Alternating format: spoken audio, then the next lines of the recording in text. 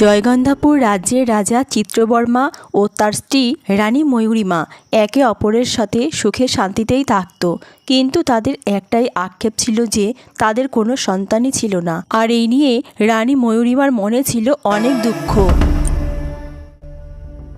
রাজামশাই, এইদিকে আপনি চুপ করে বসে থাকেন কি করে আমি বুঝতে পারি না। আমার তো চিন্তায় ঘুমই আসে না। এত বড় রাজমহল আমাদের, কিন্তু কোনো সন্তান নেই। আপনি কি ভেবে দেখেছেন আমার যে দুঃখ হয়, সেই দুঃখের কথা আপনি তো বুঝতেই পারেন না। আরে রানী ময়ূরীমা, চিন্তা তো আমারও হয়, কিন্তু কি করব বলো, এমনিতে তো আমরা সুখেই আছি। তুমি নিজেকে একটু বোঝাও রানী ময়ূরীমা। ভগবান যখন মুখ তুলে তাকাবে তখন দেখবে পৃথিবীর সমস্ত সুখ তোমার আঁচলে এসে ভরে গেছে। জানি না মহারাজা, তবে আমার এই মুহূর্তে কিছুই ভালো লাগছে না। এই কথা বলে রানী ময়ূরীমা সেখান থেকে চলে যায়।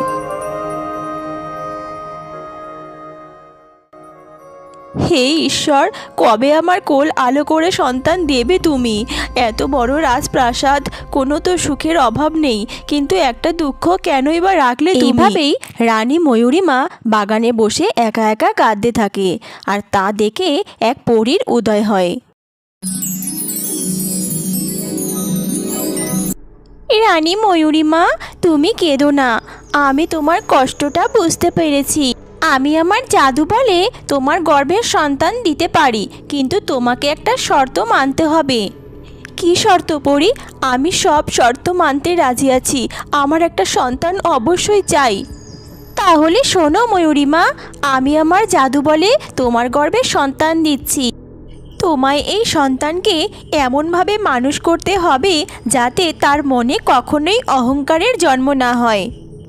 যদি তুমি এই শর্ত মানতে না পারো, তাহলে তোমার সন্তানের অনেক বড় ক্ষতি হয়ে যেতে পারে।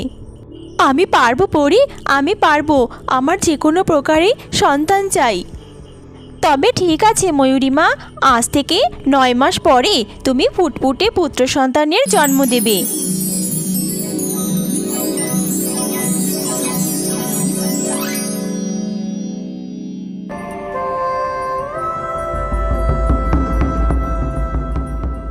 এইদিকে ওই রাজ্যেরই একটি গ্রামে বসবাস করত মাধবী ও তার একমাত্র মেয়ে আলোকবর্ণা। মা আর মেয়ে ঘরের এক কোণে বসে গল্প করতে থাকে। হঠাৎই দরজায় ঠক ঠক আওয়াজ শুনতে পায় মাধবী। আরে, এই অসময়ে আবার কে এলো? যাই তো গিয়ে দেখি তো। আরে এ কি? আপনি কে? কে আপনি? ভয় পেও না মা, আমি তোমায় কিছু বলে দিতে এসেছি। তোমার গর্ভে আসতে চলেছে ছায়ার সন্তান। সে যেমনই অন্ধকার, ঠিক তেমনটাই আলো। তুমি তাকে অবহেলা করো না কখনো, সে তোমার গর্ব হবে। আর একটা কথা মনে রেখো, তোমার সন্তান যেমন কালো হবে তেমনই হবে দীপ্তিময়। অন্ধকার মানেই কিন্তু সবসময় অপবিত্র নয়। এই কথা বলে বুড়িমা সেখান থেকে উধাও হয়ে যায়। আরে, বুড়িমা আবার কোথায় চলে গেল? আর এইসব কী বা বলে গেল, কিছুই তো বুঝতে পারলাম না। তোমাকে অনেক অভিনন্দন জানাই মহারানী, তুমি ফুটফুটে পুত্র সন্তান জন্ম দিয়ে আমার জীবন ধন্য করেছো। আশা করি তোমারও আর কোনো আক্ষেপ থাকলো না। তুমিও নিশ্চয়ই আমার মতো অনেক খুশি। এইদিকে মাধবীও জন্ম দেয় এক কালো রঙের কন্যা সন্তান, যা দেখে মাধবী খুবই অবাক হয়ে যায় এবং কিছু মাস আগে সেই বুড়িমার কথা তার মনে পড়ে যায়। সত্যি গো মাধবী, এত বাচ্চা জন্ম হতে দেখলাম, কিন্তু তোমার এই বাচ্চার মতো একটিও দেখিনি। এত কালো বাচ্চা তো কখনো দেখিনি। এ বাবা, সত্যি তো মা, বোন কি কালো! ছি ছি, কি কালো গায়ের রং! তুমি এক কাজ করো মা, এর নাম ছায়া রেখে দাও, পুরো অন্ধকার। এই বোনকে তো আমার নিজের বোন বলতেই লজ্জা লাগবে, এত কালো! ছি ছি। এটা তুই কেমন কথা বলছিস আলোকবর্ণা? এ যেমনই হোক তোর নিজের বোন আর আমার নিজের সন্তান, একে আমি কখনোই অবহেলা করতে পারবো না। আর এই কথাটা তুইও সবসময় মনে রাখবি, কখনোই বোনকে অবহেলা করবি না। তবে শোন আলোকবর্ণা, তোর কথা মতোই আমি তোর বোনের নাম রাখলাম ছায়ালতা। আরে পা, কত সুন্দর রূপ আমার! দিন দিন বড় হচ্ছি আর রূপ যেন ফেটে পড়ছে। একটু সকাল সকাল ঠোঁটে লিপস্টিক দিয়ে রাখি, আরও বেশি ভালো লাগবে। আর ওইদিকে দেখো, ওই পেতনিটা সারাদিন কোনো না কোনো কাজ করতেই থাকে। এইভাবেই মায়ের ভালোবাসা পাবে মনে করেছে, আর করবেই না বা কেন? দেখতেও তো কাজের মাসির মতোই লাগে। ওকে এই কাজ করতেই তো মানায়। ওর যখন কাজ করতে এত ভালো লাগে, আর একটু কাজ ওকে না বাড়িয়েই দিই। এই ছায়াবুড়ি, ছায়াবুড়ি, এইদিকে শোন তো। দিদি ভাই, তুমি আমায় ডাকছিলে? তোমাকে না বলেছি আমাকে ছায়াবুড়ি ছায়াবুড়ি বলে ডেকো না। আমার শুনতে খুব খারাপ লাগে। আমার ওই নামটা একদমই ভালো লাগে না। দেখতে তো একদম কালি পেতনি। তোর অনেক ভাগ্য ভালো যে তোকে আমি পেতনি বলে ডাকিনি। এই শোন, আমার জন্য একটু হলুদ আর চন্দন বেটে নিয়ে আয়, বুঝেছিস? আমার রূপের সৌন্দর্য আরও বাড়াতে হবে। কি বলছো দিদি ভাই? তুমি তো এমনিই সুন্দর। হলুদ চন্দন মাখলে বুঝি অনেক সুন্দর হয়? তাহলে আমিও মাখবো, আমিও তোমার মতন সুন্দর হয়ে যাব, তাই না বলো দিদি ভাই? হ্যাঁ রে, হলুদ চন্দন মাখলে ফর্সা হয়, কিন্তু কয়লাকে আর হীরা বানাতে পারে না, বুঝলি? কাক এসেছে ময়ূর সাজতে। যতই ময়ূরের পেখম লাগানো হোক না কেন, কাক কখনোই ময়ূর হয়েছে দেখেছিস তুই? এইবার এখান থেকে বিদেয় হ, যেটা বললাম সেটা করে নিয়ে আয়। এমনিতেও তোর মুখ আমি বেশিক্ষণ দেখতে চাই না। এইভাবে রোজ দিনই আলোকবর্ণা ছায়ালতাকে কালো হওয়ার কারণে অনেক কথা শোনাতো। কি হচ্ছে কি আলোকবর্ণা? নিজের হলুদ চন্দনটা কি একটু বেটেও নিতে পারিস না? সকালবেলা উঠেই সাজগোজ শুরু করেছিস, আর বোনটাকে দিয়ে এইভাবে খাটাচ্ছিস, আবার কথাও শোনাচ্ছিস। তোকে আমি অনেকবার বুঝিয়েছি বোনের সাথে এরকম খারাপ করে কথা বলবি না, তাও বোনের সাথে এমন কেন করিস বলতো? এইসব তুমি কি বলছো মা? আমার এই সুন্দর হাত দুটি দিয়ে যদি আমি হলুদ বাটি, আমার হাতে হলুদের দাগ হয়ে যাবে না? তুমি কি এইটুকুও বোঝো না? নাকি আমার রূপে তোমারও হিংসে হয় বলো তো? সবসময় বোনের হয়ে আমার সাথে কথা বলতে আসবে না, শুনেছো তুমি? আমি এত কালো কেন হলাম ঠাকুর? আমাকে একটু ফর্সা করে কেন পাঠালে না পৃথিবীতে? ছায়ালতা মা, এইভাবে কাঁদিস না। তুই তো জানিস ছোট থেকেই তোর দিদির রূপ নিয়ে অনেক গর্ব, তাই এমন কথা বলে। বাবা বাবা, মা অমনি চলে এসেছো তোমার বড় মেয়ের নামে নিন্দে করতে? আমি তো সবই বুঝি। আমি একটু রূপবতী বলে তোমরা পেছনে আলোচনা করো আমায় নিয়ে। আমি বুঝি না তোমার এই কালো মেয়ের ওপরে এত ভালোবাসা, এত দরদ কোত্থেকে আসে। আমি এত ফর্সা হওয়া সত্ত্বেও তুমি আমাকে এরকম করে কখনোই ভালোবাসো না। তোকে আমি অনেকবার বুঝিয়েছি, আবারও বলছি, মানুষের রূপ দিয়ে কিছুই হয় না। রূপ একসময় শেষ হয়ে যায়, কিন্তু যার ভেতরে গুণ আছে সেটা দিন দিন আরও বাড়তেই থাকে। এখনও সময় আছে, নিজেকে শুধরে নে। ধুর ধুর, আর বাড়িতে বন্দি হয়ে থাকতে একদম ভালো লাগে না।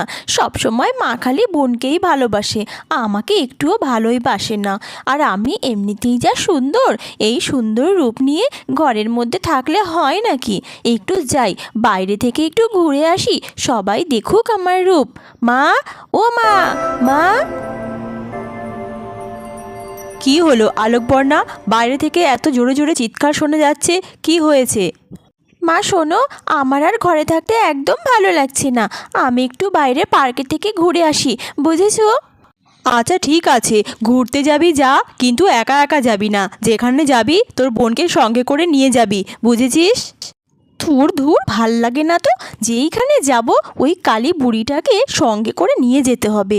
কি যে জ্বালায় পড়লাম, একা একা একটু ঘুরতেও যেতে পারবো না। ঠিক আছে, নিয়ে তো যেতেই হবে। মা যখন বলেছে, বেশি তর্ক করলে আবার হবে না। কি হলো দিদি ভাই, তাড়াতাড়ি চলো, আমি একদম রেডি।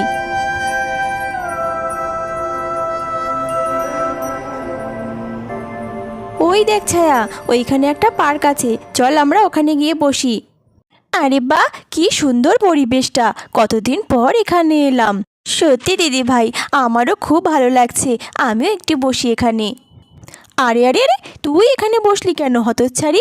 তোর কোনো বোধ বুদ্ধি নেই নাকি বলতো?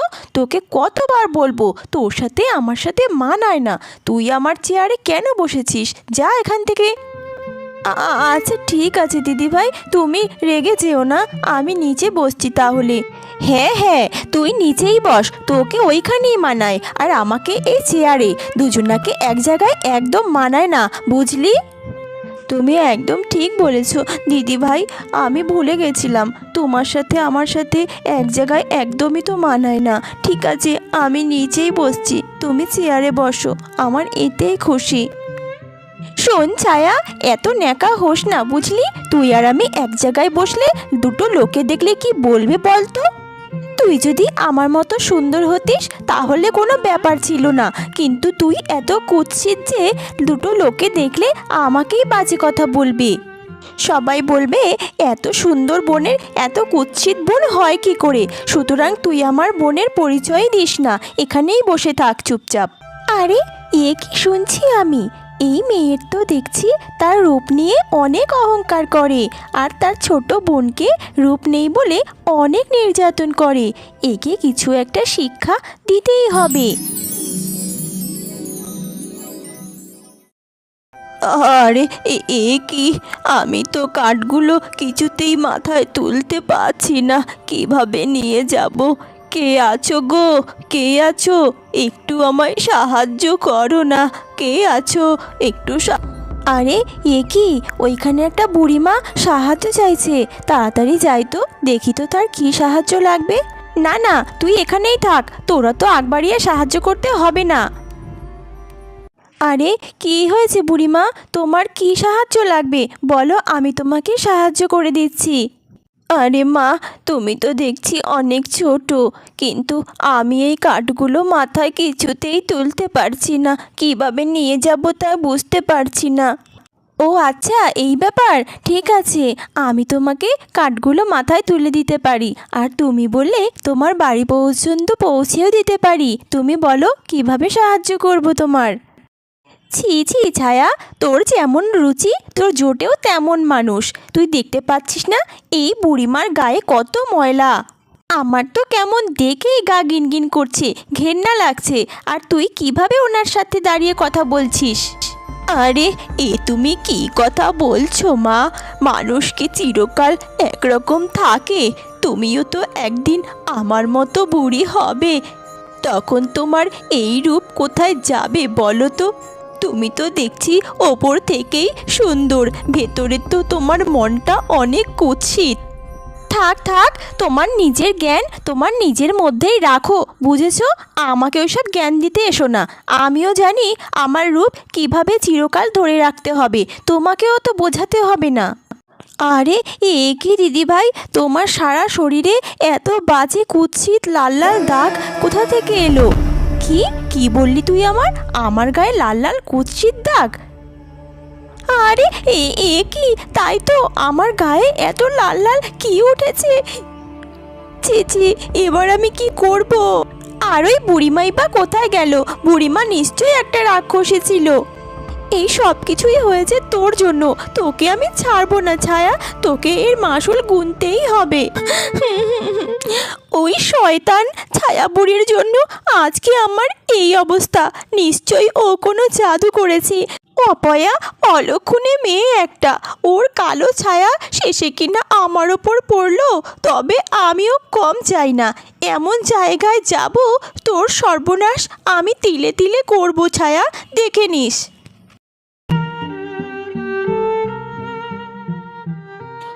কি ছায়া রানী, তোমার চোখে জল দেখতে পাচ্ছি, তোমার অনেক দুঃখ হচ্ছে বুঝি? আমরা তো তোমার বন্ধু, তুমি আমাকে বলো কি হয়েছে তোমার? না না টিকলি, আমার তেমন কিছুই হয়নি। আসলে তোরা ছাড়া আমার আর কথা বলার কে আছে বল? আমার গায়ের রং তো অনেক কালো, তাই পাড়ার কেউ আমাকে ভালোবাসে না, আর আমার একমাত্র মা। ভাবছি মায়ের যদি কিছু হয়ে যায় তাহলে আমার তো আর কেউ থাকবে না, বল? বন্ধু ছায়া, তুমি এসব কথা ভেবো না, তোমার মায়ের কিচ্ছু হবে না, আর আমরা আছি না। আর তুমি কালো হয়েছো, তাতে কি হয়েছে বন্ধু ছায়া? আমাকে কত ছোট থেকে তুমি ভালোবাসা দিয়ে বড় করেছো। তোমাকে আমি কখনোই ছেড়ে যাব না। তোমার কিছু লাগলে আমাকে বলবে। আচ্ছা টিকলি, কমলা, তোরা বলতো আমার দিদির মুখে এত কুৎসিত দাগ কি আমি করেছি?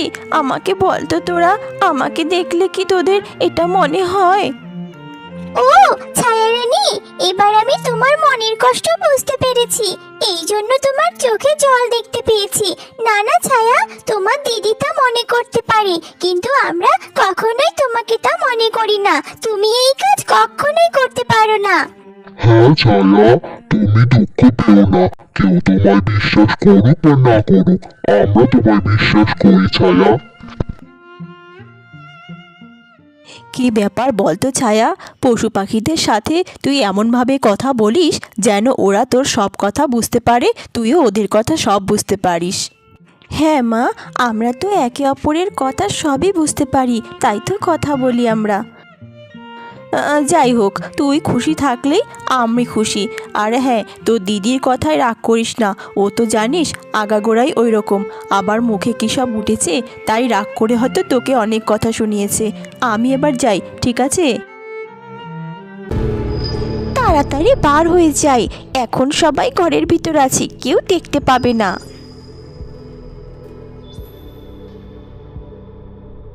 আরে এই তো অবশেষে খুঁজে পেয়েছি এই তান্ত্রিককে। কতই না খুঁজেছি, কত লোকের কাছে সন্ধান চেয়েছি। যাক বাবা, আমার মনের আশা এইবার পূরণ হবেই হবে। তান্ত্রিক বাবা, অনেক কষ্ট করে আপনার কাছে এসেছি, আপনি আমাকে বাঁচান, কৃপা করে আমাকে সাহায্য করুন। ঠিক আছে, আমি সব বুঝতে পেরেছি, করব সাহায্য তো আমি তোমাকে করবই। এরপরে ওই তান্ত্রিক আলোকবর্ণাকে তার জাদুবল প্রয়োগ করে একটা পাথর দেয়। এই নে মেয়ে, এই পাথরটা আমি তোকে দিলাম, তার মাথায় শুধু একবার স্পর্শ করবি, তোর কাজ হয়ে যাবে। যা, এই পাথরটা নিয়ে তুই দ্রুত এখান থেকে চলে যা। ঠিক আছে, আমি তো এইরকমই কিছু একটা চেয়েছিলাম। অনেক ধন্যবাদ তান্ত্রিক বাবা আপনাকে।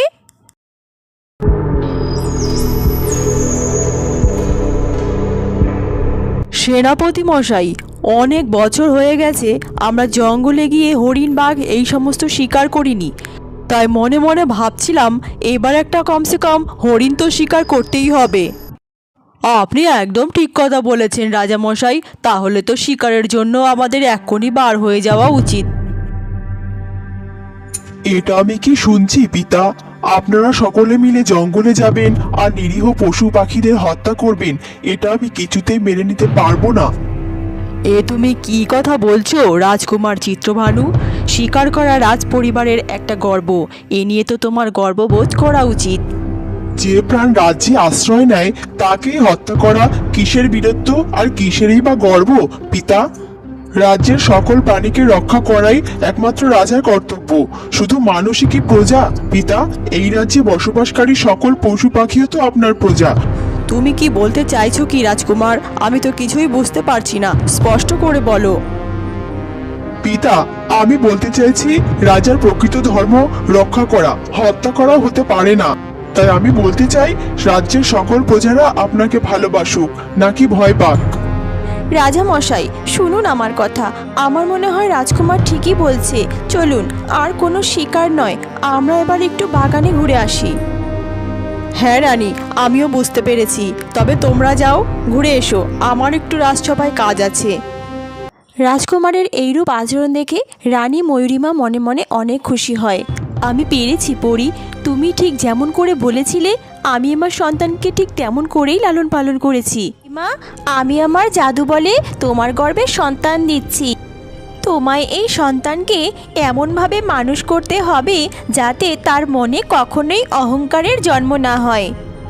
যদি তুমি এই শর্ত মানতে না পারো তাহলে তোমার সন্তানের অনেক বড় ক্ষতি হয়ে যেতে পারে। এইবার তাহলে আমিও চিন্তামুক্ত হলাম, কোনো বিপদই আমার সন্তানকে ছুঁতে পারবে না। কালী বুড়ির ছায়া এখন নিশ্চিন্তায় ঘুমাচ্ছে। এইটাই তোর শেষ শান্তির ঘুম হবে। তোর দেখ কি অবস্থা করি আমি। এই কথা বলে আলোকবর্ণা ওই জাদুর পাথরটি ছায়ালতার মাথায় ঠেকাতেই সেখানে একটা কালো রঙের পাখি এসে বসে যায়। তান্ত্রিক বাবা আমাকে একবার ঠেকাতে বলেছিল, আমার কাজ হয়ে গেছে।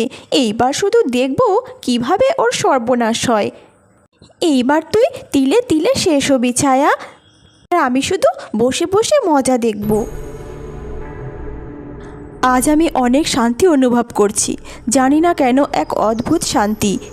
হ্যাঁ মা, তুমি একদম ঠিক বলেছ। এই বাগানটাই এত সুন্দর, শান্তি তো আমিও পাচ্ছি এখানে এসে।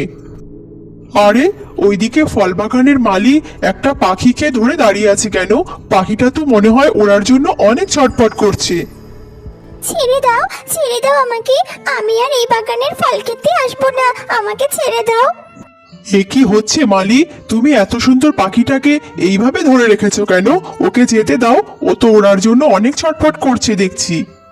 রাজকুমার, এই পাখিটা বাগানের সমস্ত ফল নষ্ট করে ফেলছে, এই কারণে পাখিটাকে ধরেছি, একে বন্দি করব বলে। এ কি বলছো তুমি মালি?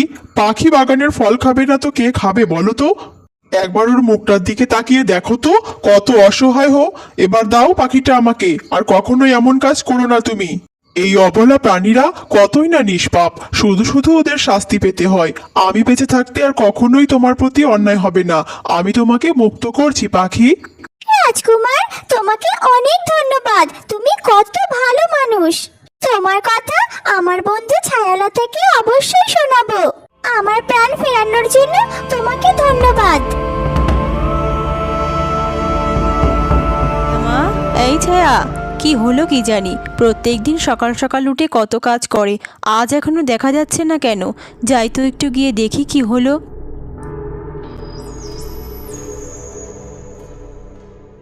এ কি, ছায়া তো এখনো ঘুমাচ্ছে। আমার মেয়েটা তো এত বেলা পর্যন্ত কোনোদিনও ঘুমায় না, আজকে হঠাৎ কি হলো? ছায়া, এই ছায়া। এ কি হলো? আমার মাথায় এত চাপ লাগছে কেন? আমি উঠতে পারছি না মা, আমার মাথাটা কেমন যেন ভার হয়ে আছে। কি হয়েছে বল তো ছায়া, শরীর টরীর কি খারাপ করলো নাকি? আরে কি, তোর গা থেকে এত বাজে দুর্গন্ধ আসছে কেন? খুবই পচা গন্ধ। তুই এক কাজ কর মা, তাড়াতাড়ি গিয়ে পুকুর পাড়ে স্নান করে আয়, দেখবি শরীরটাও ভালো লাগবে তখন। এই তুমি কি বলছো মা? আমার গা থেকে পচা গন্ধ আসছে? কিন্তু কেন? আমি তো এখনই ঘুম থেকে উঠলাম। কিন্তু আমার মাথাটা প্রচুর ব্যথা লাগছে, কেউ যেন মনে হয় টুকরে টুকরে খাচ্ছে। মা দেখো তো মা ভালো করে, মাথায় কিছু দেখতে পাচ্ছ নাকি? কী সব বলছিস ছায়া? কিছুই তো তোর মাথায় দেখতে পাচ্ছি না, মনে হয় তোর মাথাটা ধরেছে। তবে গা থেকে প্রচুর গন্ধ আসছে, তুই যা স্নান করে আয়। ঠিক আছে মা, আমি যাচ্ছি।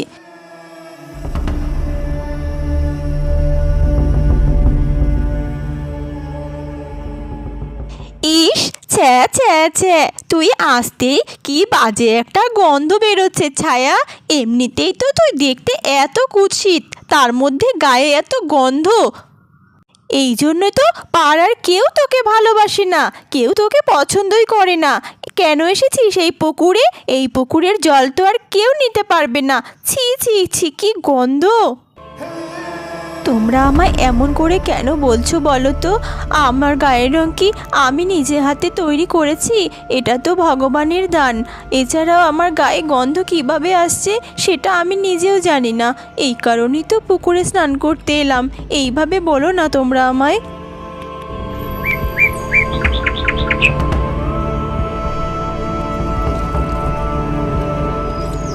এটা আমি কি দেখছি? ছায়ালতা নতুন একটি পাখি পুষেছে, মাথায় করে রেখেছে তাকে আবার। কই, আমাকে তো কখনো মাথায় করে এইভাবে ঘোরেনি। ছায়া বন্ধু দাঁড়াও, ছায়া ছায়া দাঁড়াও।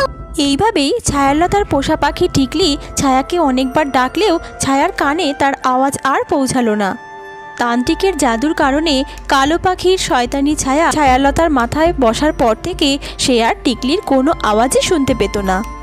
বন্ধু ছায়ালতা, আমি মনে ভারী কষ্ট পেলাম, তুমি আমার কথায় আর সাড়া দিচ্ছ না কেন? তোমার সাথে যে আমার অনেক কথা ছিল।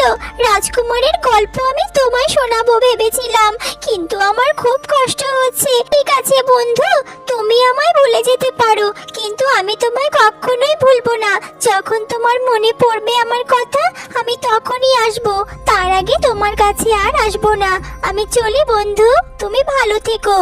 এইভাবে পাখি টিকলি ছায়ালতার ওপর অনেক অভিমান করে আর সেখান থেকে চলে যায়। কি হয়েছে মা তোর বলতো?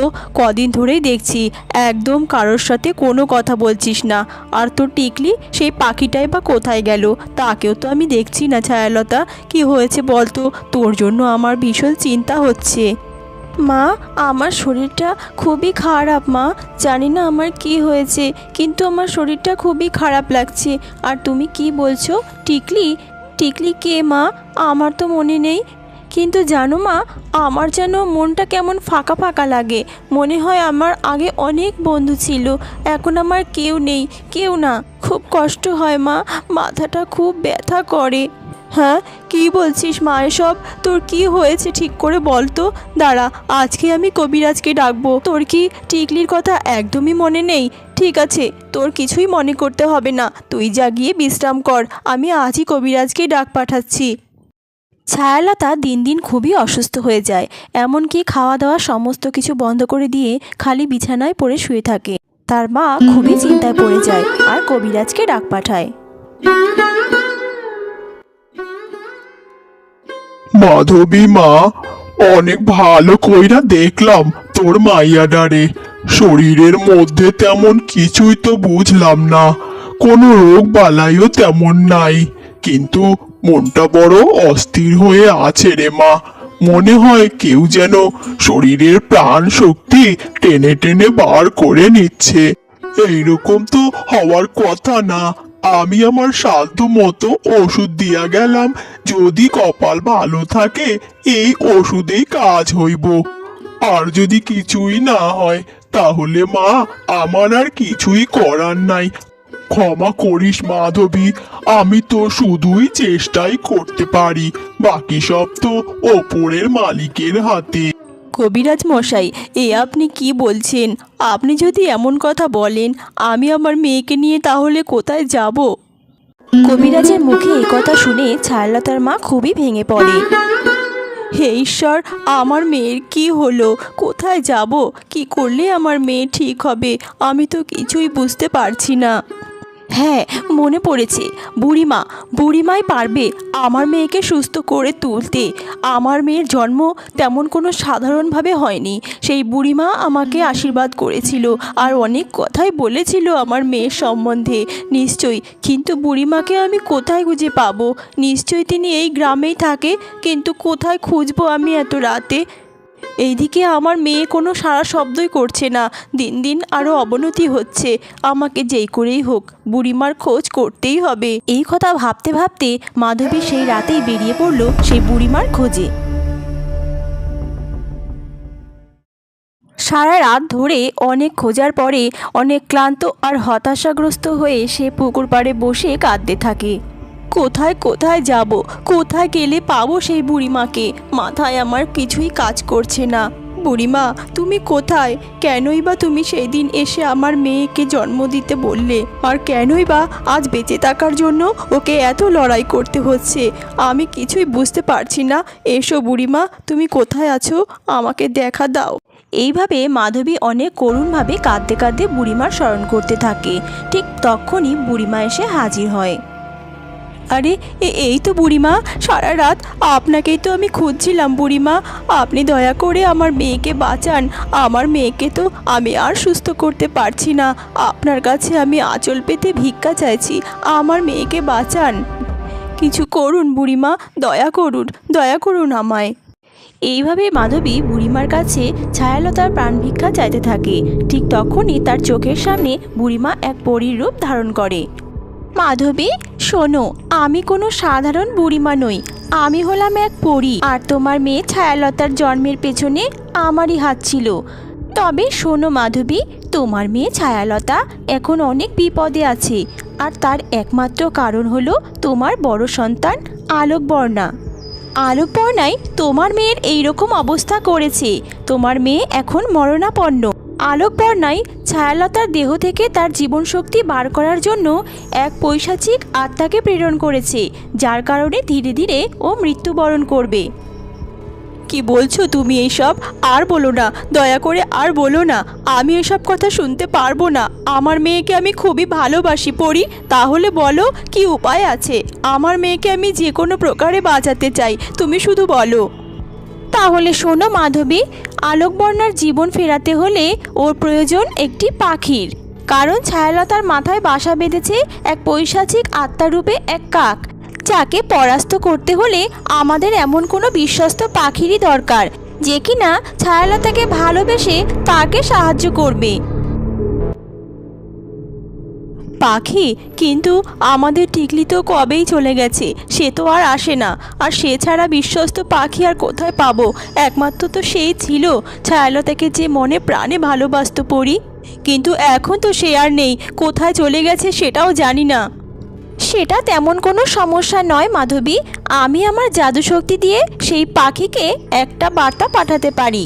সমস্যা হলো সেই পাখির মধ্যে এমন কিছু শক্তির সঞ্চার করাতে হবে, যে শক্তি দিয়ে ওই বদমাইশ পাখির সাথে সে লড়তে পারে। আর তার জন্য মাধবী তোমাকে আত্মবলিদান দিতে হতে পারে। তোমার ভিতরে ছায়ালতার প্রতি যে ভালোবাসা রয়েছে, সেই ভালোবাসাই প্রেরণ করতে হবে ওই পাখির মধ্যে। বলো মাধবী, তুমি কি পারবে সেই আত্মবলিদান দিতে? পরি, যদি এটাই আমার সন্তানকে ফিরিয়ে আনার একমাত্র পথ হয়, তাহলে এই নাও আমার প্রাণ। আমার প্রাণের বিনিময়ে আমার মেয়েকে বাঁচাও। আমার প্রাণ শক্তি পাখির মধ্যে প্রেরণ করে বার্তা পাঠাও। আমি যে কোনো মূল্যে আমার মেয়েকে ফিরে পেতে চাই। আমি না হয় টিকলির মধ্যেই বেঁচে থাকবো, এই আমার শেষ কথা। ঠিক আছে মাধবী, আমি তবে সেই পাখিকে এক্ষুনি বার্তা পাঠাচ্ছি। এই কথা বলে পরি তার জাদু শক্তি দিয়ে একটি পাতার মধ্যে কিছু লেখা ও জীবনী শক্তি দিয়ে পাখির উদ্দেশ্যে পাঠিয়ে দেয়।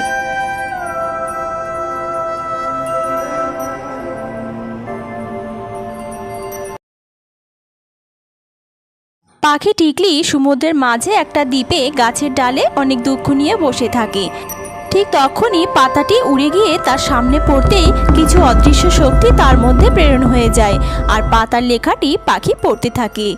ফিরে আয় টিকলি, ছায়ালতাকে বাঁচা শয়তানি কাকের কবল থেকে, এই আমার শেষ প্রার্থনা। ইতি ছায়ালতার মা। এ কি পড়লাম আমি? আমার বন্ধু ছায়ালতা বিপদে। আমি বিপদের মাঝে আমার বন্ধুকে ছেড়ে এসেছি। তার মানে ওই কাক বন্ধু ছায়ালতার পোষা পাখি নয়। আমি বন্ধুকে ভুল বুঝেছি। বন্ধু ক্ষমা করো, কতদিন তোমাকে দেখি না। তোমাকে ছেড়ে আমার একদম ভালো লাগে না। আমি আসছি বন্ধু ছায়া, আমি এক্ষুনি আসছি।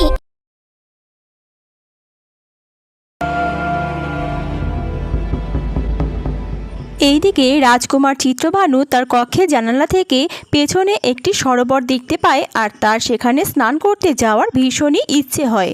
এই রাজপ্রাসাদের পিছনে কত সুন্দর একটা সরোবর, কিন্তু কখনোই কাউকে যেতে দেখিনি। আমার আজ বড় স্নান করতে যেতে ইচ্ছা করছে। এত সুন্দর ফুলে ফুলে ভরা সরোবর, এই রাজপ্রাসাদের ভেতরেও তো এত সুন্দর সরোবর নেই। দাসীরা, আমার মাতাকে খবর পাঠাও, বলো আমি আমার কক্ষে ডাকছি। রাজকুমারের ডাক পেয়ে রানী ছুটে আসে তার কক্ষে। কি হয়েছে পুত্র? এমন সময় আমাকে ডেকে আনলে যে?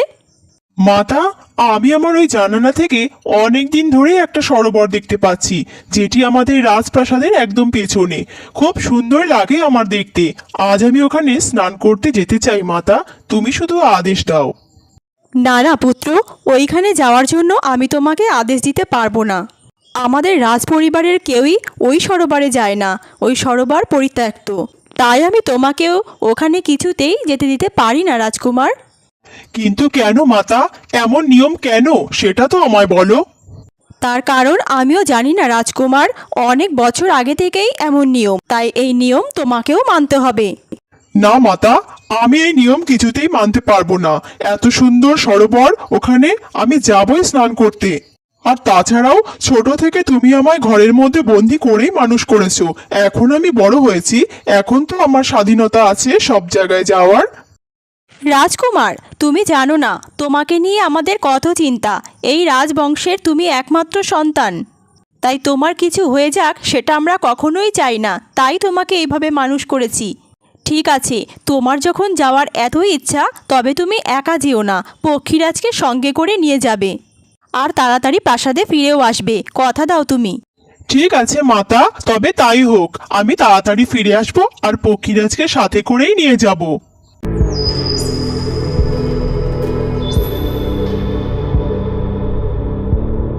পক্ষীরাজ, তুই এখানেই থাক। এখানে অনেক কচি কচি ঘাস রয়েছে, ফুল রয়েছে, তুই ইচ্ছা মতো খেতে থাক। আমি ততক্ষণে স্নানটা সেরে আসি।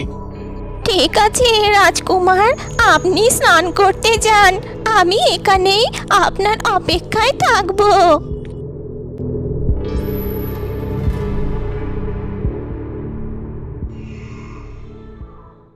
আশ্চর্য ব্যাপার, মা বলল এই জায়গাটা নাকি পরিত্যক্ত, কেউ আসে না স্নান করতে, কেউ পরিচর্যাও করে না, অথচ চারিপাশে কত রং বেরঙের ফুল, কত পয় পরিষ্কার। আমার তো খুবই ভালো লাগছে এখানে এসে। যাই, এবার স্নানটা করে নি। এই কথা বলেই রাজকুমার জলে নেমে গেল স্নান করার জন্য। ঠিক তখনই জলের মধ্যে একটা ব্যাঙ দেখতে পেল। আরে এ কি, এত সুন্দর পুলে ব্যাঙ কোথা থেকে এলো? ব্যাঙ তো থাকে কাদা জলে, এত সুন্দর সুইমিং পুলে ব্যাঙ? আমি এক কাজ করি, ব্যাঙটাকে সরিয়ে ফেলে দিই। এই কথা বলেই রাজকুমার ব্যাঙটাকে হাতে তুলে নিতেই ব্যাঙটা লাফিয়ে ডাঙায় পড়ে যায়। আর ঠিক তখনই ব্যাঙটার নিজের রূপ বদলে এক বিশাল আকার দৈত্যের রূপ ধারণ করে। আরে এ কি, কে তুমি? তুমি তো দেখছি সাধারণ কোনো ব্যাঙ নও, কিন্তু তুমি কে? এত কুৎসিত কেন তোমার চেহারা? রাজকুমার, অনেক দিনের অপেক্ষার পরে তোমায় আমার নাগালে পেয়েছি। আজ আমার হাত থেকে কেউ বাঁচাতে পারবে না। এই রাজপ্রাসাদ, এই রাজ্য শুধুই আমার। তোমার সময় এখানেই শেষ রাজকুমার। কি কি কি বলছো তুমি এইসব? আমাকে ছেড়ে দাও। কেন তুমি এসব করছো? আর এই রাজপ্রাসাদ তোমার, তার মানে কি? তুমি তো এক বিশালাকার দৈত্য, তুমি তো মানুষ নও। আমাকে প্রাসাদে যেতে হবে, আমাকে ছেড়ে দাও, আমায় কিছু করো না। এই সব কিছু শুধুই আমার। এই দিনটারই অপেক্ষায় ছিলাম আমি, যুগ যুগ ধরে। এই কথা বলে সেই দৈত্য রাজকুমারকে সেই ব্যাঙে পরিণত করে দেয়।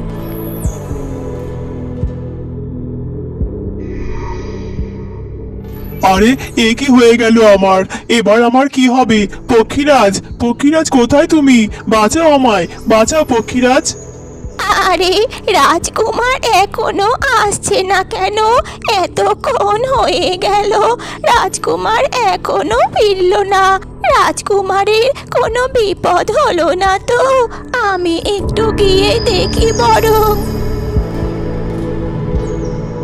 পক্ষীরাজ সরোবরের ধারে এসে অনেক খোঁজাখুঁজি করেও রাজকুমারকে কোথাও খুঁজে পায় না। এ কি, রাজকুমারকে তো কোথাও খুঁজে পাওয়া যাচ্ছে না। কোথায় গেল রাজকুমার? এ তো ভারী চিন্তার কথা। এখন আমি কোথায় খুঁজবো? রাজকুমার, আপনি কোথায়? রাজকুমার। পক্ষীরাজ, পক্ষীরাজ তুমি এসেছো? আমি এইখানে, এইখানে আমি। পক্ষীরাজ, এই দেখো আমি এইখানে। না না, আর দেরি করা ঠিক হবে না। আমি এই খবর মহলে গিয়ে জানাচ্ছি। এই কথা বলে পক্ষীরাজ সোজা মহলে চলে যায় রানীমাকে খবর জানাতে। এইদিকে পাখি টিকলিও ফিরে আসে তার বন্ধু ছায়ালতার কাছে এবং সেইখানে এসেই প্রথমেই তার শক্তির আগুন দিয়ে ওই শয়তানি কাককে পুড়িয়ে ছাই করে দেয় এবং ছায়ালতাও সঙ্গে সঙ্গে সুস্থ হয়ে যায়। আরে টিকলি, তুই এতদিন কোথায় ছিলি বলতো? মনে হয় তোকে কতদিন পরে দেখলাম। মা দেখো, আমার বন্ধু ফিরে এসেছে আর আমি একদম সুস্থ হয়ে গেছি। হ্যাঁ রে মা ছায়ালতা, তোকে সুস্থ দেখাই তো আমার শেষ ইচ্ছা ছিল। আয় টিকলি, আমার কোলে আয়। তুই ছাড়া আমার মেয়েকে এইভাবে কেউ ভালোবাসবে না। মাধবী টিকলিকে কোলে নিতেই হঠাৎ মাথা ঘুরে পড়ে যায় আর সেখানেই শেষ নিঃশ্বাস ত্যাগ করে। এ কি মা, তোমার কি হলো মা? মা, তুমি কথা বলছো না কেন মা? কথা বলো। টিকলি দেখ, মা আমাকে ছেড়ে চলে গেল। টিকলি, এবার কি হবে আমার? রানীমা, রানীমা, কোথায় আপনি রানীমা? আরে, এ তো আমাদের পক্ষীরাজের আওয়াজ। মনে হয় কোনো সংবাদ নিয়ে এসেছে মহারাজা। আমার কেমন দুশ্চিন্তা হচ্ছে, আমি তাড়াতাড়ি গিয়ে দেখি। কি হয়েছে পক্ষী? তাড়াতাড়ি বল। কি হয়েছে পক্ষীরাজ? তোমায় এত অস্থির লাগছে কেন? রানীমা, দুঃসংবাদ আছে। রাজকুমারকে কোথাও খুঁজে পাওয়া যাচ্ছে না রানীমা।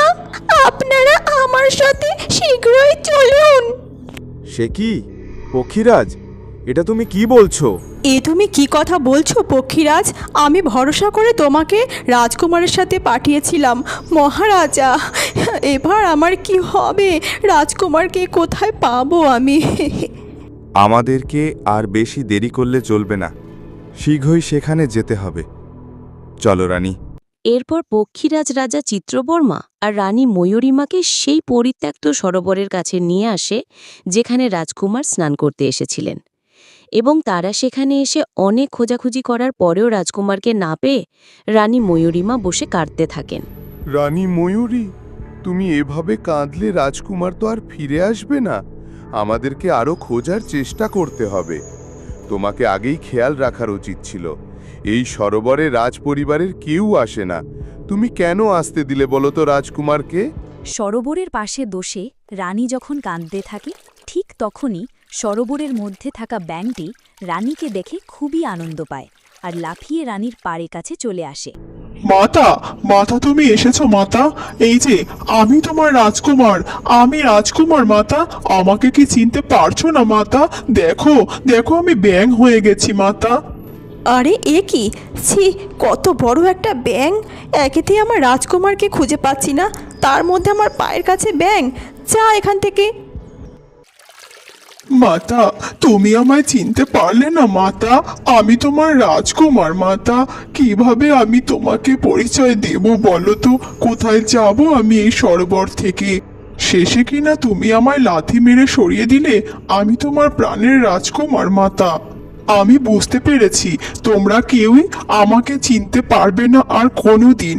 তাই আমি সিদ্ধান্ত নিলাম মাতা, পিতা, আমি আর এই রাজ্যে থাকবো না। চলে যাব, অনেক দূরে চলে যাব। যেই দিনকে আমি রাজকুমারের শরীর ফিরে পাবো, একমাত্র সেই দিনই তোমাদের সামনে আসবো। এই কথা বলে ব্যাঙটি মনে অনেক অভিমান নিয়ে রাজপ্রাসাদ ছেড়ে অনেক দূরে চলে যায়। ছায়ালতার তার মা মারা যাওয়ার কারণে সে খুবই ভেঙে পড়ে এবং বিছানায় বসে একা একা কাঁদতে থাকে। ছায়ালতা, বন্ধু, এইভাবে কেঁদো না। আমি জানি তোমার মনে অনেক দুঃখ। আমি আছি তো। আমি সব সময় তোমার পাশে থাকবো। হ্যাঁ টিকলি, আমি জানি তুমি আমার পাশেই থাকবে, কিন্তু মায়ের জন্য আমার মনটা যে কেমন কেমন করে। একমাত্র মা তো ছিল যে আমার পাশে বসে আমার সাথে একটু কথা বলতো, আমায় ভালোবাসতো, সবার থেকে আমাকে রক্ষা করতো। বন্ধু ছায়া, চলো না আমরা একটু বাইরে থেকে ঘুরে আসি। তাহলে দেখবে তোমার মনটাও খুব ভালো হয়ে গেছে। মা তো আমাদের ছেড়ে চলেই গেলেন। মা, চিনি সবসময় ছায়াকে ভালোবাসতো, আমাকে একদমই ভালোবাসতো না। ছায়া কত কালো আর আমি কত ভরসা বুদ্ধিমান, তবুও মা সবসময় ছায়াকেই ভালোবাসতো। আমি কখনোই ভাবিনি মা চলে যাওয়ায় আমি হাসবো। হাসছি তো, মনে মনে হাসছি। মা, তুমি যেখানেই থাকো, এইবার দয়া করে ছায়াকেও নিয়ে যাও। এই বাড়িটা সম্পূর্ণ এবার আমার। এইবার দেখব ছায়াকে কে বাঁচায়। সব কিছুর থেকে ছায়াকে আগলে আগলে রাখতে মা। এইবার আমি দেখব। আমার সাহারা হয়ে আসছে একজন মা। তুমি এবার ছায়া আপদকে নিয়ে যাও। আরে এ কি দেখছি আমি? দেখ টিকলি দেখ, আমাদের বাড়িতে পিসি ঠাম্মা আসছে। মা মরে যাওয়ার পর থেকে তো আমাদের বাড়িতে কেউই আসেনি। পিসি ঠাম্মা আসছে, আমার কত আনন্দ হচ্ছে। পিসি ঠাম্মা, তুমি আসবে, আমায় আগে জানাওনি কেন পিসি ঠাম্মা? ছায়ালতার পিসি ঠাম্মা তার সাথে কোনো কথা না বলে তার সামনে দিয়ে এগিয়ে যায় এবং আলোকবর্ণার অনেক প্রশংসা করতে থাকে। এছাড়াও ছায়ালতার গায়ের রং কালো বলে ছোট থেকেই তাকে মোটেও পছন্দ করত না তার পিসি ঠাম্মা। আরে এ কি চেহারা করেছিস মা আলোকবর্ণা! মা চলে যাওয়ার পরে বোন নিশ্চয়ই ভালো করে রান্নাবাড়ি করে খাওয়ায়নি, তাই না? চেহারাটা শুকিয়ে গেছে আমার সোনা মাটার। হ্যাঁ গো পিসি ঠাম্মা, তুমি একদম ঠিক ধরেছ। এই না হলে আমার ঠাম্মা, মা চলে যাওয়ার পর থেকে আমি তো খেতেই পাই না ঠিক মতো করে। এইবার তুমি চলে এসেছো, আমার আর চিন্তা নেই, আমি আবার আগের মতো সুন্দর হয়ে যাব পিসি ঠাম্মা। আলোকবর্ণার পিসি ঠাম্মা আসার পরে ছায়ালতার ওপর অত্যাচার যেন আরও বেড়ে যায়। এই ছায়া বুড়ি, এই ঘর থেকে এক্ষুনি বার হয়ে যা সোজা। এই ঘরে আজ থেকে পিসি ঠাম্মা থাকবে, বুঝেছিস? দিদি, এই ঘরটায় তো আমি থাকতাম, আমি তাহলে কোথায় থাকবো? শোন ছায়া বুড়ি, মা নেই এখন, আমার কথাই শেষ কথা হবে। আমি যেইটা বলবো তোকে কিন্তু সেইটাই শুনতে হবে। যদি না শুনতে পারিস তাহলে এই বাড়ি থেকে বার হয়ে যেতে হবে। শোনো দিদি, এক কাজ করলে হয় না? পিসি ঠাম্মার সাথে আমিও নাই এই ঘরেই থেকে যাই। বারান্দার তো অনেক হাওয়া আসে, অনেক ঠান্ডা। আমার তো কোনো অসুবিধা নেই, পিসি ঠাম্মা যদি আমার সাথে থাকে আমার তো আরও ভালো লাগবে। আরে না না ছায়া, আমি তো তোর সাথে কিছুতেই ঘুমাতে পারবো না রে। তোর মতো কালো মেয়ের পাশে ঘুমালে আমার জীবনেও তো কালো ছায়ার অন্ধকার নেমে আসবে।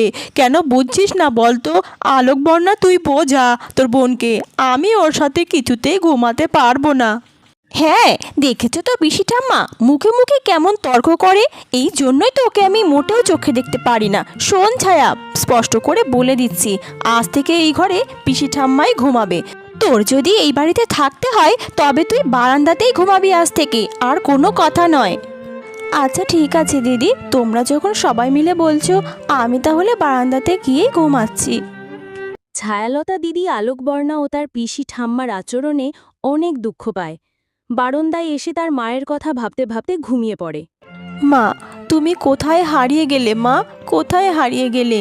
তুমি আমায় কখনোই এই বারান্দায় শুতে দিতে না, কিন্তু দেখো আজ আমাকে এই বারান্দাতেই শুতে হচ্ছে।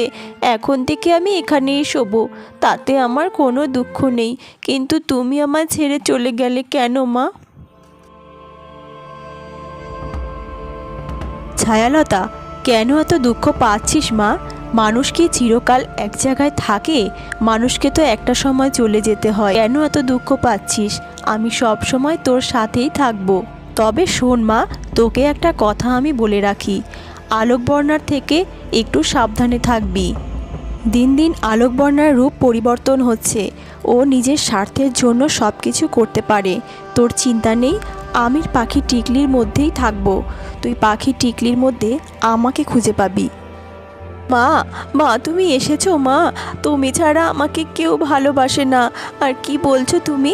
পাখি টিকলির মধ্যে আমি তোমায় কিভাবে পাবো মা? বুঝিয়ে বলো মা, বুঝিয়ে বলো, আমি কিছুই বুঝতে পারছি না মা। যেও না মা। মা, এ আমি কি স্বপ্ন দেখলাম? আমি আমার মাকে স্বপ্নে দেখেছি টিকলি। কতই না সুন্দর ছিল সময়টা, আমার মা এসেছিল আমার কাছে টিকলি। কিন্তু মা, টিকলি এইসব কি বলে গেল মা? আমি তো কিছুই বুঝতে পারলাম না। এই যে ছায়া, দাঁড়িয়ে দাঁড়িয়ে কি করছিস বল তো? এখানে গরুর খাবার নেই, তুই তো দেখতে পাচ্ছিস। যা না, মাঠ থেকে কিছু ঘাস কেটে নিয়ে আয়, গরুটাকে খেতে দে। তারপরে ঘরের কত কাজ আছে, কখন করবি বল তো? সকালবেলা যদি এরম দাঁড়িয়ে দাঁড়িয়ে সময় নষ্ট করিস। না না ঠাম্মি, আমি তো দাঁড়িয়ে দাঁড়িয়ে সময় নষ্ট করছি না। আসলে বাইরে এখন অনেক রোদ, তাই ভাবলাম এখানে বেঁধে দিই, কচি কচি ঘাসগুলো এখানে খাক, পরে আমি একটু রোদ কমলে তখন নিয়ে যেতাম। কি যে বলিস ছায়া, তোর কথা শুনে হাসবো নাকি কাঁদবো আমি তো নিজেই বুঝে পাই না। তুই আবার রোদ্দুরের কথা বলিস? রোদ্রে তোর গায়ের রং আর কত কালো হবে বলতো? যা কালো হওয়ার তুই তো জন্ম থেকেই হয়ে এসেছিস, তোর আবার রোদে চিন্তা কিসের? বুঝলে না গো পিসি ঠাম্মা, শেয়ানা গো শেয়ানা, অন্ধকারের ছায়াও আবার ছায়া খুঁজছে ফর্সা হওয়ার জন্য। মনে মনে ভেবেছে রাজকুমার এসে তুলে নিয়ে যাবে, কত স্বপ্নই না দেখছে আজকাল। দিদি ভাই, এইসব কি কথা বলছো তোমরা? আমি কখনোই তেমন ভাবি না। আচ্ছা ঠিক আছে, আমি গরুটাকে এখনই মাঠে বেঁধে দিয়ে আসতে যাচ্ছি।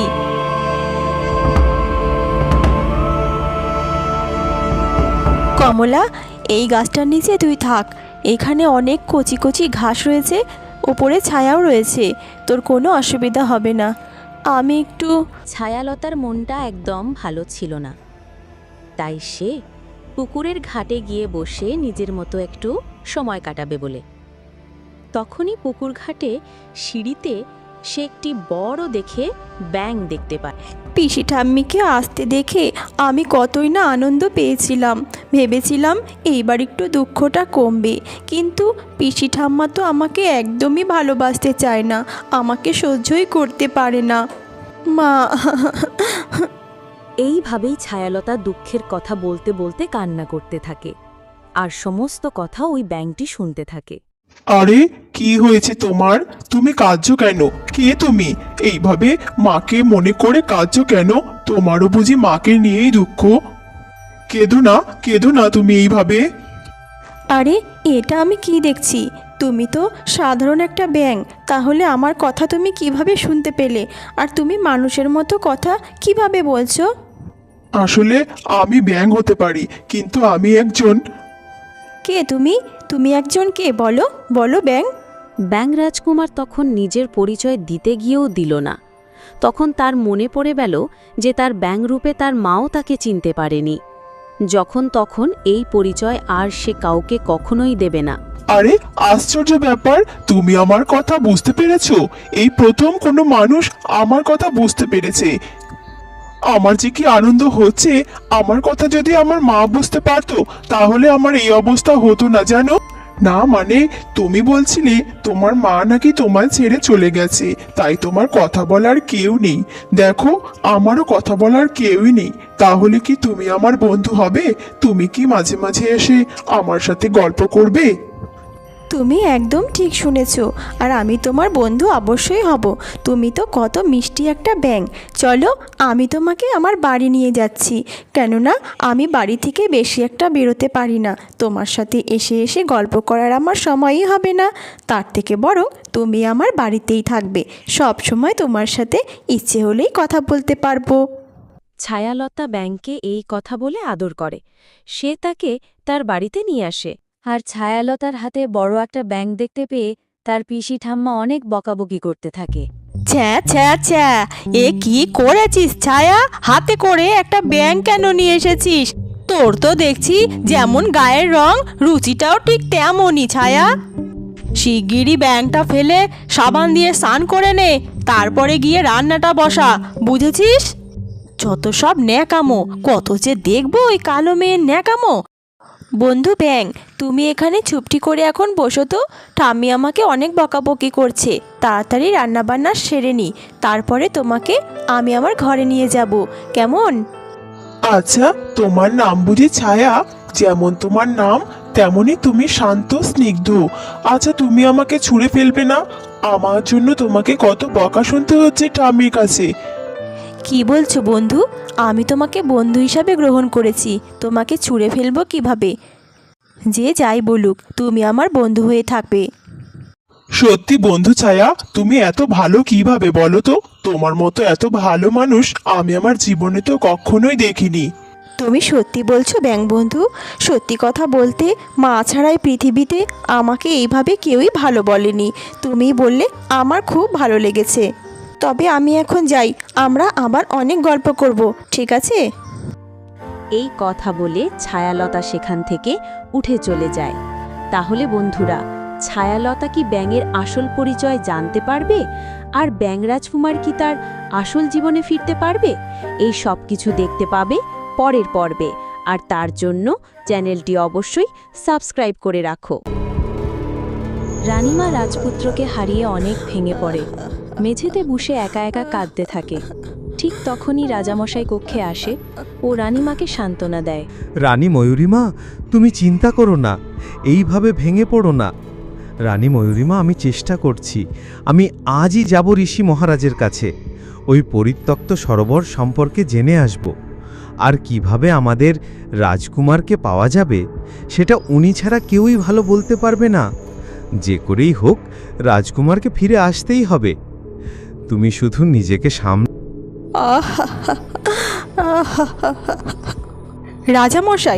রাজামশাই আপনি তো জানেন আমার পুত্র আমার জীবনে কি আর কিভাবে তার জন্ম আমি দিয়েছিলাম। তাই দয়া করে আর দেরি করবেন না, যা করার তাড়াতাড়ি করুন রাজামশাই। রানীর কথা মতো রাজা চিত্রবর্মা তখনই বেরিয়ে যান ঋষি মহারাজের আশ্রমের উদ্দেশ্যে।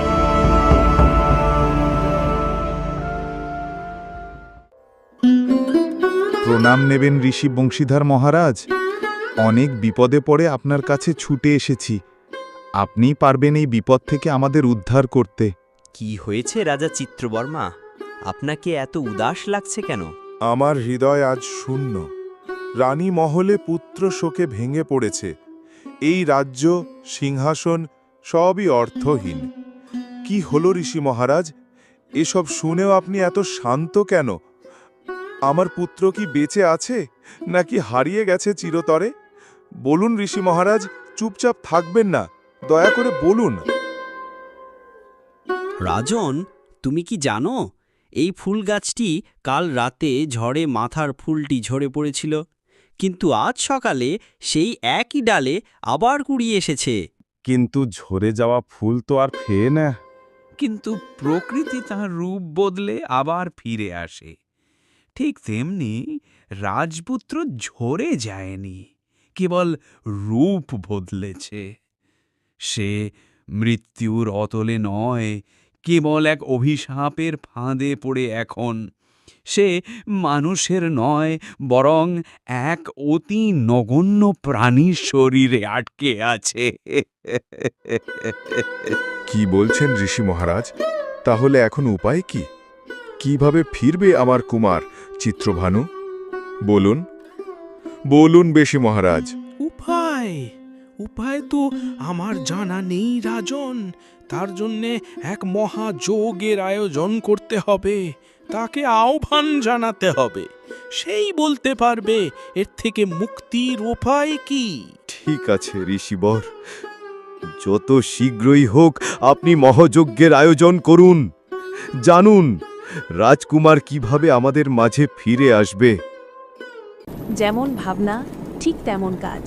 প্রাসাদের রাজকুমারের ফিরে আসার জন্য শুরু হলো মহাযজ্ঞের অনুষ্ঠান। ওম হিং রিং টিং সর্বশক্তি দর্পণানো মহাসত্য জাগ্রত সত্যমেব স্বাহা।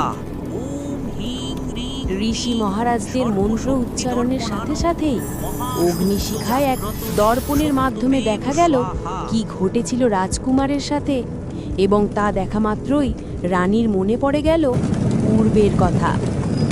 আরে আরে এ তো সেই ব্যাংকটি যাই আমার পায়ের কাছে আসায় আমি বিরক্ত হয়ে লাথি মেরে তাকে দূরে সরিয়ে দিয়েছিলাম। এ কি করেছি আমি, এ কি করেছি? আমার পুত্রকে আমি এইভাবে হারালাম। হায় হায়, এ তো দেখছি দৈত্য রুধির। তাহলে কি দৈত্যরীর রুধিরের শত্রুতা এখনো শেষ হয়নি এই রাজ্যের উপর থেকে? দৈত্য রুধির? কে এই দৈত্য রুধির? ঋষি মহারাজ বলুন, কি সম্পর্ক আছে এই রাজ পরিবারের সাথে দৈত্য রুধিরের? কেনই বা আমার সন্তানকে এই রকম পরিণতি দিল এই দৈত্য রুধির? আপনি যা জানেন আমায় বলুন ঋষি মহারাজ। মহারাজ, আমি কেবল লোকের মুখে শুনে এসেছিলাম এতদিন রুধিরের কথা, কিন্তু তার ব্যাপারে সে নিজেই ভালো বলতে পারবে। তার কিসের শত্রুতা এই রাজপরিবারের সাথে? আমাদের এটাই ভালো হবে তাকে আহ্বান জানানো। এখন আমরা দৈত্য রুধিরকে আহ্বান জানাবো এবং সমস্ত কারণ আমরা তার মুখ থেকেই শুনব। এরপর সকল ঋষিগণ একসাথে মন্ত্র উচ্চারণের মাধ্যমে দৈত্য রুধিরকে আহ্বান জানাতে থাকে। ও আজ সমাপ্তি।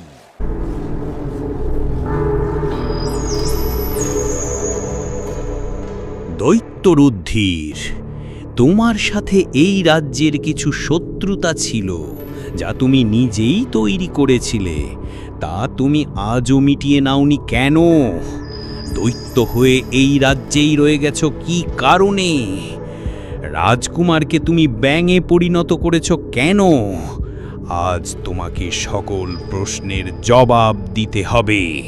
রুদ্ধির বলো, রুদ্ধির বলো। আমি দৈত্য রুধির, এই রাজ্য আমি গ্রাস করে নেব। কোন রাজা রাজকুমার এই রাজ্যে আর থাকবে না। এতদিন আমার অভিশাপেই এই রাজ্যের কোনো বংশধর জন্মায়নি। যেই রাজকুমার জন্ম নিয়েছে তাকে আমি ব্যাঙ বানিয়ে দিয়েছি।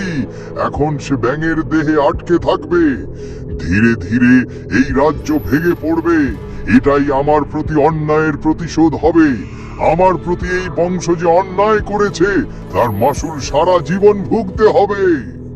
রুধির, তোমার প্রতি যা অন্যায় হয়েছে তার সাথে বর্তমান রাজা বা রাজকুমার কেউই দায়ী নয়। শুধু শুধু নিরপরাধ মানুষের ওপর কেন তুমি প্রতিশোধ নিচ্ছ?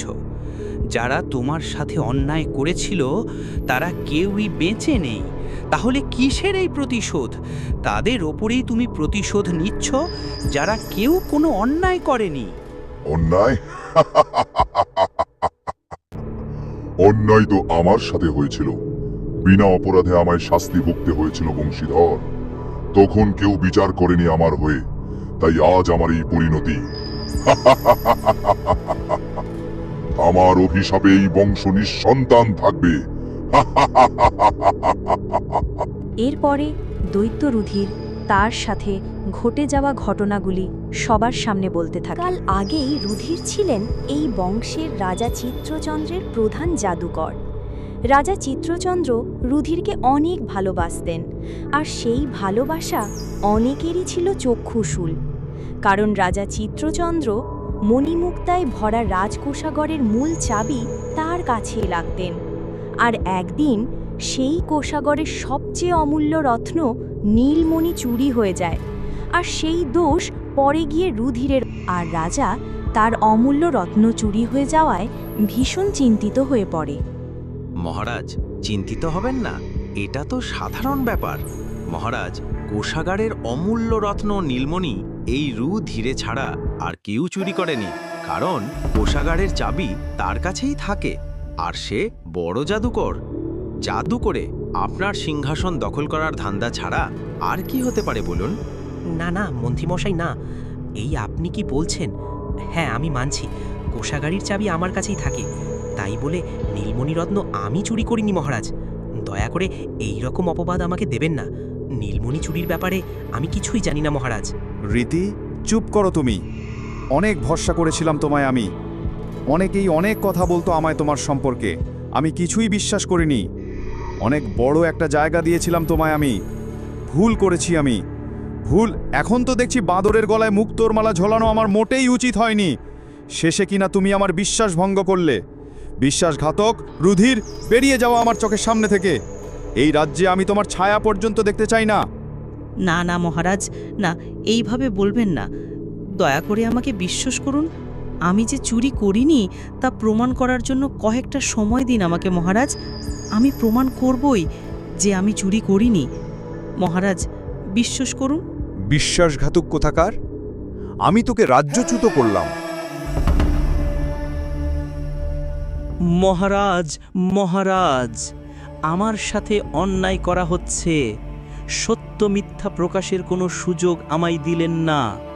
সবার সামনে আমাকে যে হেউ আপনি করলেন, এর ফল আপনারা সবাই ভুগবেন। এই রাজপ্রাসাদ ভুগবে, আমি ভুলব না এই অপমান। অন্যায়, অন্যায় হয়েছে আমার সাথে।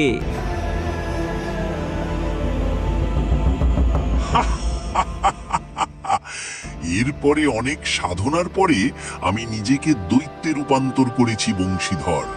আমার উপর যে অন্যায় হয়েছে সে অন্যায় আমি আজও ভুলিনি। আমি রাজা চিত্রবর্মা, রাজা চিত্রচন্দ্রের হয়ে আপনার কাছে ক্ষমা ভিক্ষা চাইছি। জাদুকর রুধির, দয়া করে ক্ষমা করুন আমাদের। কিভাবে আমার সন্তান আবার আমার কাছে ফিরে আসবে সেই উপায় বলুন, দয়া করে বলুন আপনি। রুধির, আমরা বুঝতে পারছি তোমার ওপর চরম অন্যায় হয়েছে। তাই তুমি রাজবংশের ওপর প্রতিশোধ পরায়ণ হয়ে উঠেছ। আমরা এই শুনেছি তুমি সবসময় চাইতে এই রাজ্য রাজকোষাগার কিভাবে পরিপূর্ণ থাকে, কিভাবে আরও উন্নত বৃদ্ধি করা যায়। তাই তোমার থেকে এতটা খারাপ আমরা কিছুতে আশা করতে পারি না রুধির। দয়া কর ওই রাজ পরিবারের ওপর, আর প্রতিশোধ পরায়ণ হয়েও না। রাজকুমারের শরীর ফিরিয়ে দেওয়ার জন্য উপায় বলো রুধির। ভালোবাসা, বিশ্বাস,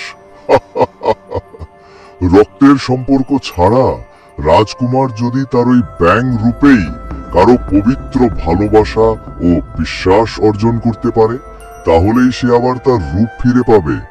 কে ভালোবাসবে? কে? তার ওই ব্যাং রূপে রাজকুমারকে কেউ ভালোবাসবে না।